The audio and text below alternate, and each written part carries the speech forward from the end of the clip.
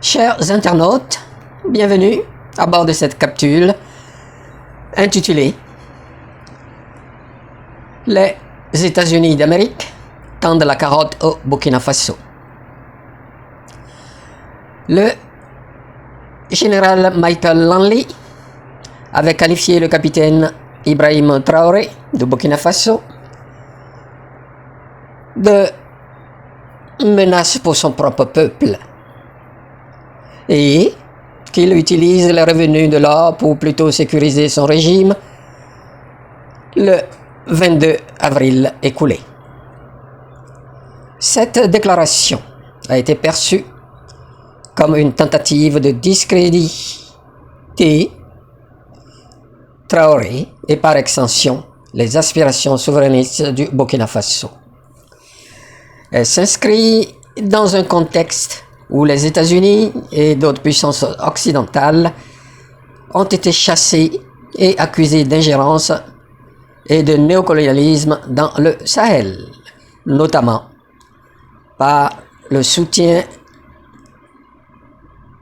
militaire aux terroristes qu'ils avaient eux-mêmes créés, puis leurs restrictions et sanctions économiques post-coup d'État. Après la mobilisation universelle du 30 avril dernier en soutien à Ibrahim Traoré et sa prise de position à Moscou, critiquant le mensonge du général Michael Langley, nous notons la nouvelle approche de Trump avec la visite officielle de Will Stevens, sous-secrétaire d'État adjoint pour l'Afrique de l'Ouest, à Ouagadougou le 28 mai 2025, presque un mois jour pour jour. Cette initiative vise à, dit-il, à reconstruire une coopération solide avec le Burkina Faso, en mettant l'accent sur le respect mutuel et la souveraineté nationale, proclame-t-il. Cela contraste avec les critiques acerbes de Langley, suggérant un changement de ton ou de stratégie. Chers internautes, comment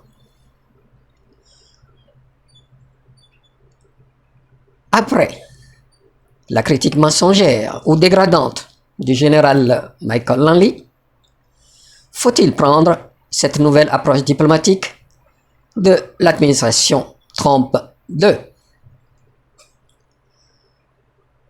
Ce n'est qu'un changement tactique, donc pas nécessairement idéologique ou stratégique.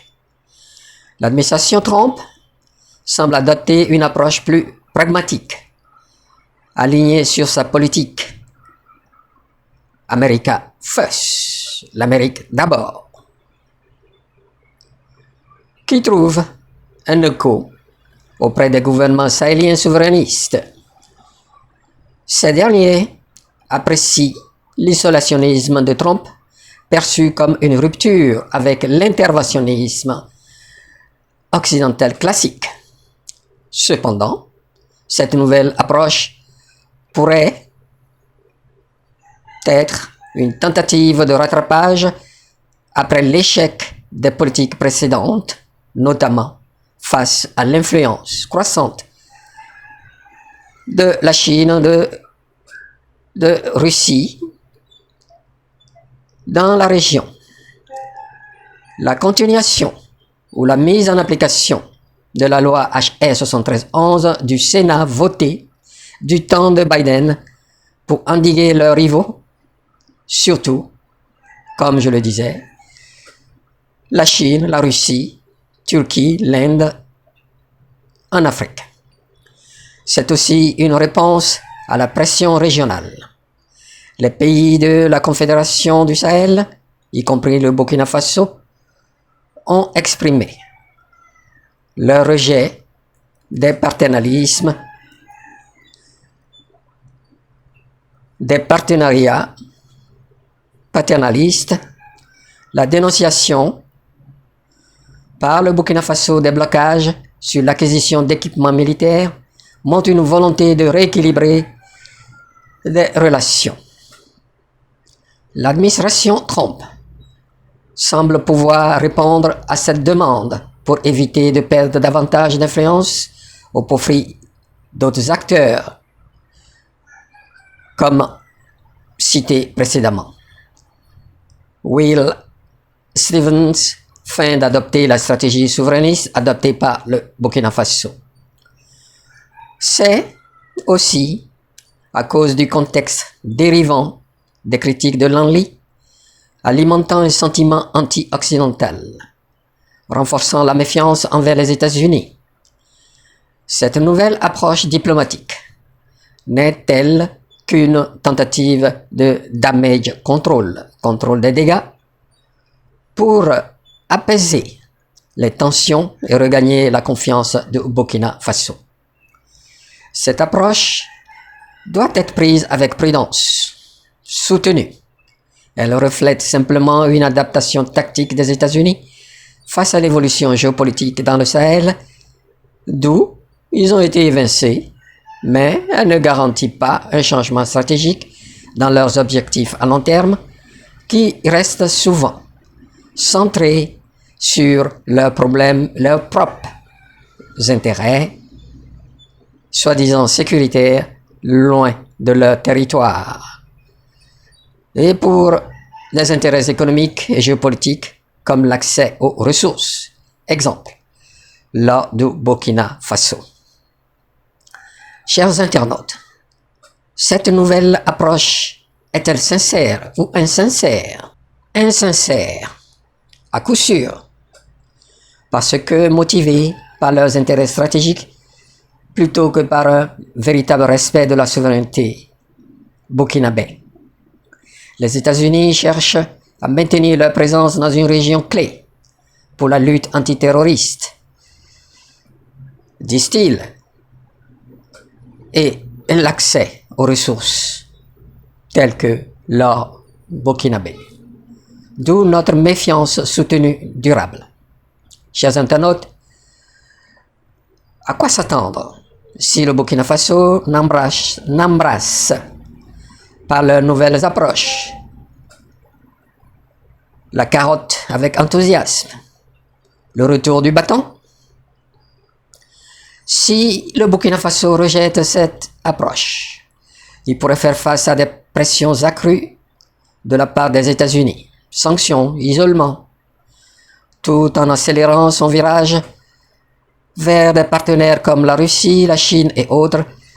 Cela pourrait aggraver les défis sécuritaires et économiques, mais renforcerait probablement le soutien populaire pour le régime de Traoré, qui capitaliserait sur un discours anti-occidental.